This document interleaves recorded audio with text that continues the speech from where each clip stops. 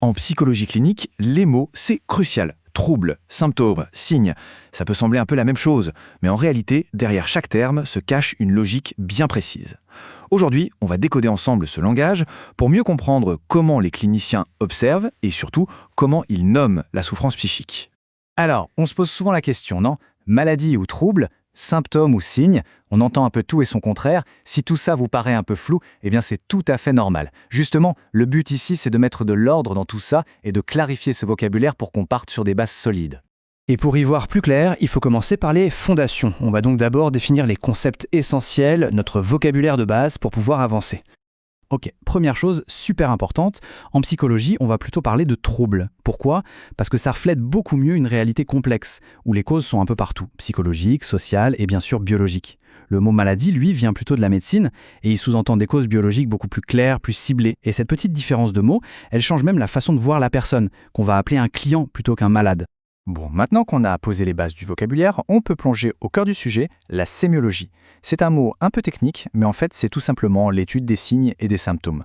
C'est vraiment la méthode qui permet aux cliniciens d'observer, d'écouter et finalement d'assembler les pièces du puzzle. Le symptôme, c'est la voix de la personne qui consulte. C'est son expérience, ce qu'elle ressent de l'intérieur. C'est subjectif. Quand quelqu'un dit « je suis triste en permanence » ou « je n'ai plus d'énergie », ça c'est un symptôme. C'est ce qui est raconté. Le signe, à l'inverse, c'est ce que le clinicien peut voir, ce qu'il peut observer de l'extérieur. C'est objectif. Ça ne dépend pas de ce que la personne ressent, mais de faits concrets. Des larmes, un regard qui fuit, des gestes très lents. C'est la partie, disons, visible de la souffrance.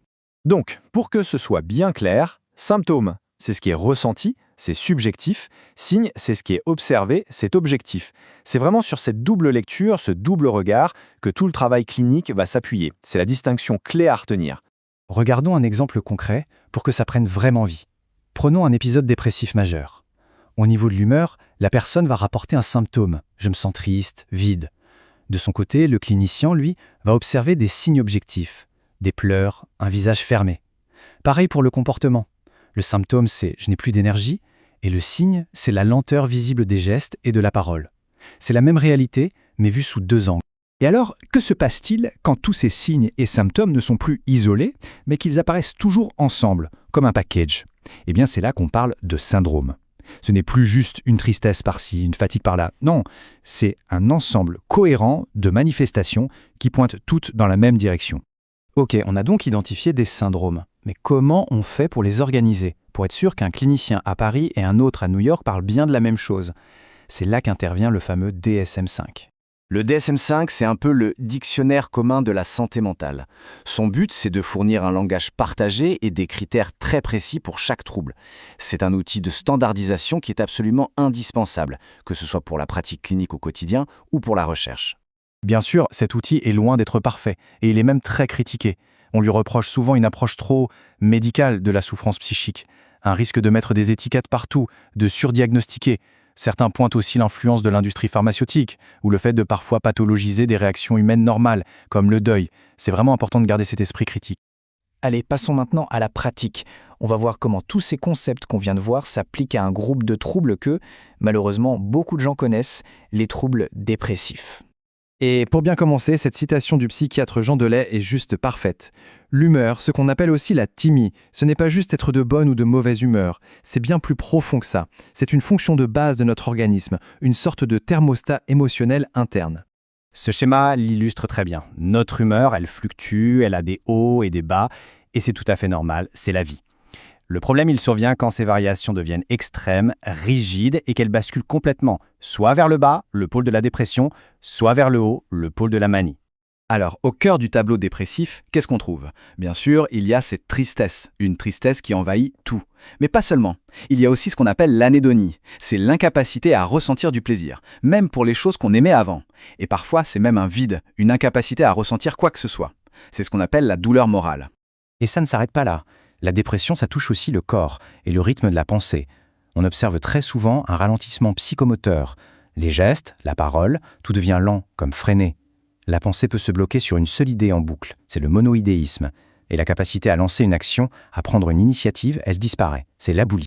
Et enfin, les fonctions cognitives, le cerveau sont aussi touchées. Difficile de se concentrer, de mémoriser, mais le plus frappant, c'est peut-être ce biais de rappel.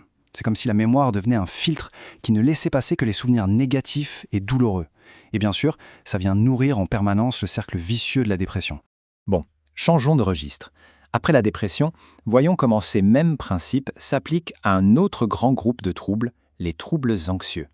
Là aussi, il y a une distinction de vocabulaire qui est cruciale. Peur et anxiété, ce n'est pas la même chose. La peur, c'est une réaction à un danger qui est là, maintenant, tout de suite. L'anxiété, elle, c'est l'anticipation d'un danger futur, d'une menace qui n'est pas encore arrivée. Et c'est cette anticipation qui est vraiment au cœur des troubles anxieux.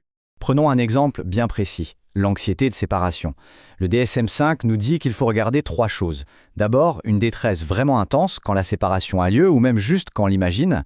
Ensuite, des soucis constants, démesurés sur un malheur qui pourrait arriver aux proches. Et enfin, un comportement d'évitement, on refuse de sortir, de rester seul par peur que quelque chose se passe. C'est bien la combinaison de tout ça qui définit le trouble. Donc vous voyez le fil conducteur. On part de l'observation de petits détails, les signes, et de l'écoute des ressentis, les symptômes. On les regroupe en syndromes, qu'on peut ensuite classer, mais le but final, c'est toujours de dresser ce qu'on appelle un tableau clinique, une sorte de photographie la plus complète et la plus unique possible de la personne, à un instant T. Ce qui nous amène à une dernière question, une question de fond.